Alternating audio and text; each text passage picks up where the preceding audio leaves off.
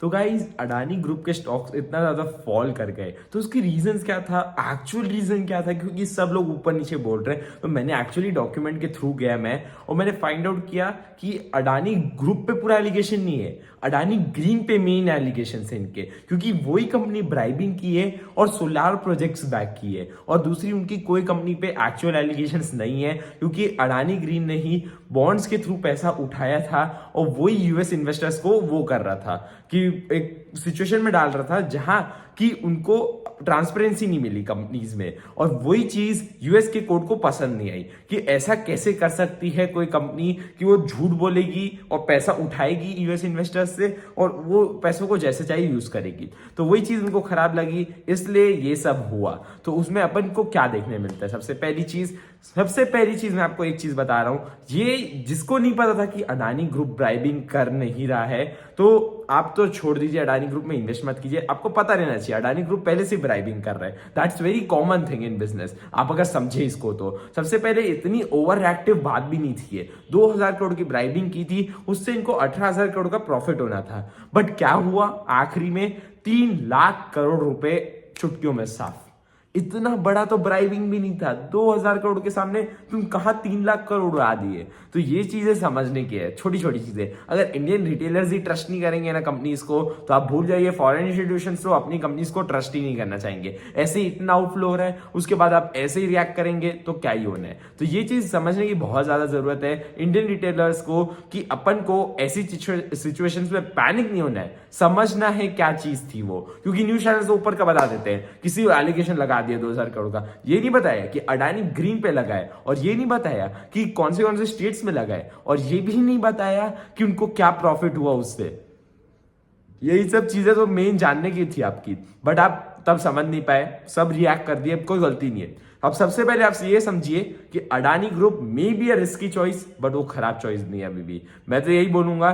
क्योंकि अगर मैं देखूं तो Adani power and Adani ports, just these two company, उसको छोड़ के मैं एक भी कंपनी इनकी नहीं गिन रहा हूं, ये दोनों कंपनी अच्छी वैल्यू पे है, अच्छे फंडामेंटल्स लेके आपको अच्छे गेन्स दे सकती है ओवर द लॉन्ग टर्म। दूसरी सब मेरे को ओवर वैल्यूड लगती है, अडानी टोटल गैस पकड़ लीजिए, अडानी ग्रीन पकड़ लीजिए, अडानी विलमार पकड़ लीजिए, एसीसी, अंबुजा, थोड़ी थोड़ी ओवर वैल्यूड लगती है मेरे को सब कंपनीज। बट ये दोनों चीज एक बार चेक कीजिए आप, आपको मजा आएगा कंपनी देख के। और पोर्ट्स में तो भाई लीडिंग प्लेयर है, आप ये नहीं समझ रहे कि पोर्ट्स उसके हाथों की खेल है, कठपुतली वाली चीज है उसके हाथ में, एक ये है और एक जेएसडब्ल्यू है। ये दोनों लोग ही इसमें फंक्शन कर रहे हैं, उसमें भी जेएसडब्ल्यू ओवर वैल्यूड है इस सेक्टर में, वाइल अडानी पोर्ट्स बहुत कम अच्छी वैल्यू में मिल जा रहा है आपको। सो आपको वो लुक ऑन करना है, वो समझना बहुत ज्यादा जरूरी है आपके लिए। तो मैंने सोचा मैं मेन चीजें शेयर करता हूं, अभी आपको बाय ऑन डिप अपॉर्चुनिटी मिल रही है उसमें। और मैं बता रहा हूं, आज भी आप देखेंगे तो अडानी ग्रीन का शेयर 8-10% के आजू बाजू टूटा है,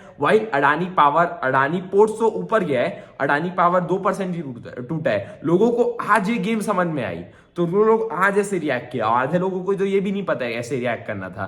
तो वही चीज मैंने सोचा शेयर करता हूं, आपको पता चले, आप सतर्क रहे कि ये सब चीजों में ओवर रिएक्शन जरूरी नहीं है। और जब तक ये रील सबको नहीं पहुंचेगी, ये वीडियो सबको नहीं पहुंचेगी, तब तक लोग ओवर रिएक्ट करेंगे, तो आपको भी करना पड़ जाएगा वो सिचुएशन पे। जबकि मैंने बाइंग किया, एक्चुअली सेलिंग नहीं की अडानी पावर एंड पोर्ट्स में, उन दोनों में बाइंग की मैंने जब गिरे तब, अब गेंस में आ गए वापस। वही चीज मैं बोल रहा हूं कि ऐसे चीजों में आपको बिल्कुल भी है ना घबराना नहीं है। सबसे पहले मेरे को इतने मैसेजेस आए, सब घबरा चुके थे, बेच दू। नो गाइज, नहीं बेचना है अपन को, अच्छी वैल्यू वाले शेयर होल्ड करो यार, यही तो चीज समझने की है। और अब मैं आपको एक बार मैं पूरा व्हाइट बोर्ड में समझाता हूं क्या चीज मैं बताना चाहता हूं, सीधा व्हाइट बोर्ड में समझते हैं टाइम बर्बाद किए बिना।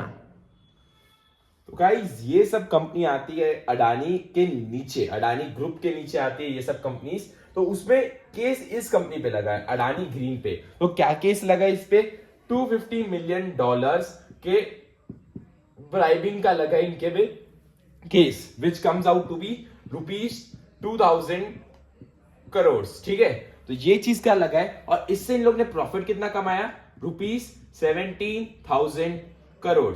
ठीक है, इतना इन्होंने प्रॉफिट कमाया है इससे, ये चीज करके। तो क्या इससे इतना फर्क पड़ना चाहिए आपको एज अ इन्वेस्टर। मैं आपको एक चीज बता रहा हूं, सबसे पहले मैंने जो वापस बताया कि किसी को अगर नहीं पता है कि अडानी ग्रुप ब्राइबिंग नहीं करता है, तो वो चीज तो समझने लायक ही नहीं है, मैं तो ऐसे बोलूंगा। इस वीडियो को जल्दी डाउन किया जा सकता है, तो आप शेयर कर दीजिए इसको उससे पहले, क्योंकि ये डाउन हो सकते हैं, क्योंकि एक्चुअली सच चीज बता रहा हूं मैं, ठीक है।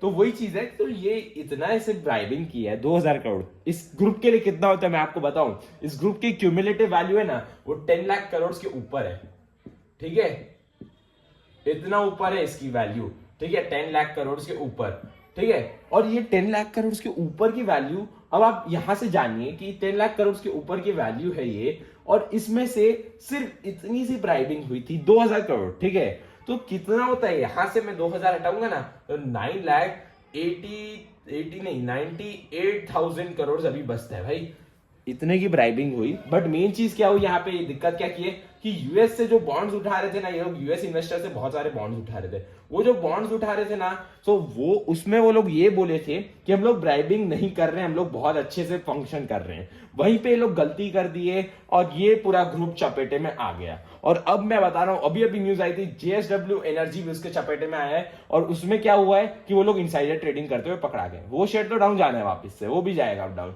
तो यही चीज है, आपको ये चीज समझने की जरूरत है। तो इसको कोई दिक्कत नहीं है, इसको कोई दिक्कत नहीं है, इसको भी कोई दिक्कत नहीं है, इसको भी कोई दिक्कत नहीं है, इसको भी कोई दिक्कत नहीं है, कोई भी दूसरे शेयर को दिक्कत नहीं है इससे। बट आप ये समझना ही नहीं चाहते, सब लोगों को लग रहा है इससे इसको दिक्कत है, इसको उससे दिक्कत है। तो वो चीज समझिए गाइस कि किसी को दिक्कत नहीं है, ओनली ग्रीन को दिक्कत है। ग्रीन को एक्चुअली नीचे आना जरूरी भी है, उसका 130 का पी है गिरने के बाद बता रहा हूं मैं, तो उसको कम से कम 70 पे ला दो। मैं तो बोलूंगा भले लॉस खाओगे ठीक है यार, लॉस खा लो, बट अगर अच्छी वैल्यू पे होगा तो खरीद पाओगे अच्छा खासा। बट लोग वो चाहते ही नहीं है। एनटीपीसी ग्रीन उसका सबसे बड़ा कंपीटर अब 150 के पी के भी ऊपर आ रहा है, तो उसको अगर लिस्टिंग में गेन्स मिल जाते तो 150 के ऊपर का पी लाके आएगा वो, और नहीं मिलते हैं तो 150 के नीचे। तो दोनों प्राइवेट और पब्लिक प्लेयर कंपटीशन में तो आएंगे कम से कम, मेरा यही मानना है।